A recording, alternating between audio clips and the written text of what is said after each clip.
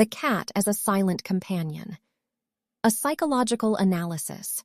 Throughout human history, few relationships have been as quietly profound as the bond between humans and cats. Unlike dogs, which have long been celebrated for their loyalty and vocal affection, cats occupy a more enigmatic space in our emotional lives. They do not bark when we arrive home, they do not beg for attention, and they are perfectly content to sit in the same room without demanding anything from us. Yet millions of people around the world describe their cats as their closest companions. What makes this silent, often indifferent creature such a powerful source of psychological comfort? The answer lies deep within human psychology, attachment theory, and the unique emotional dynamic that cats naturally create. The psychology of quiet presence. Human beings are profoundly social creatures, yet modern life has introduced a paradox. We are more connected than ever through technology, yet loneliness has become an epidemic. In this landscape, the cat offers something rare, a form of companionship that requires nothing of us. There is no performance required. You do not need to speak, smile, or explain yourself. A cat will sit beside you in your darkest moment and ask for nothing but perhaps a gentle stroke behind the ears. This is a form of what psychologists call non-judgmental presence, a concept closely associated with the therapeutic environment. In therapy, the feeling of being accepted without judgment is considered one of the most healing experiences available to humans. Cats, perhaps unwittingly, offer this experience daily. Research published in journals of Anthrozoology, the study of human-animal interaction, consistently shows that cat owners report lower levels of stress and anxiety compared to those without pets.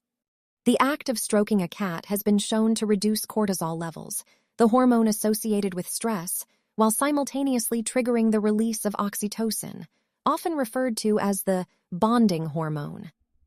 This chemical response mirrors what humans experience during moments of social intimacy, suggesting that the brain does not entirely distinguish between human companionship and feline presence. Attachment theory and the feline bond. John Bowlby's attachment theory, originally developed to explain the bonds between infants and caregivers, has been extended by modern researchers to encompass human-animal relationships. At its core, attachment theory suggests that humans have a fundamental need for a safe base, a reliable presence that provides comfort and reduces fear. For many people, particularly those who have experienced trauma, social anxiety, or emotional isolation, cats serve precisely this function. Unlike human relationships, the cat-human bond is notably free from the complications of reciprocal emotional demands.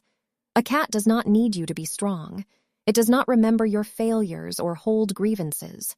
Its acceptance is immediate, consistent, and unconditional in its own quiet way. For individuals with depression or post-traumatic stress disorder, this simplicity can be profoundly therapeutic. The cat becomes a living anchor, something warm and breathing that pulls the person back into the present moment. This is closely related to the mindfulness principle of present moment awareness, and it is why animal-assisted therapy increasingly incorporates cats alongside the more traditional use of dogs. The mirror effect, cats and human emotion. There is another dimension to the cat's psychological power that is less frequently discussed, the mirror effect. Cats are extraordinarily sensitive to human emotional states, though they express this sensitivity subtly.